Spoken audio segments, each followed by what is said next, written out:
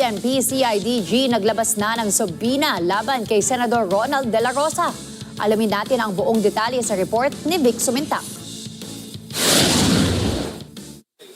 Inilabas na ng Philippine National Police Criminal Investigation and Detection Group o PNP-CIDG ang subpoena para kay Senador Ronald De La Rosa sa memorandum na pirmado ni CIDG Director Police Major General Robert Morico II.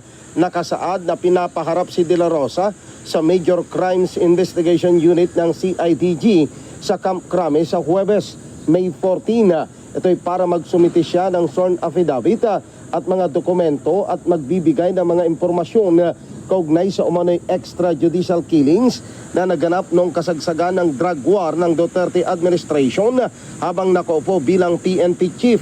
Sakaling mabigong mag-comply, posibleng maharap sa indirect contempt si De La Rosa.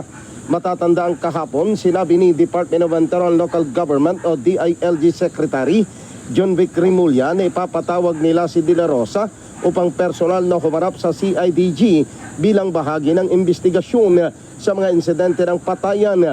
Nilinaw din ng opisyal na hindi arrest warrant mula sa International Criminal Court ang ipapadala at wala ring planong arestuhin si De La Rosa. Vic Sumintak para sa Mata ng Agila, matatag, matapang, matapat.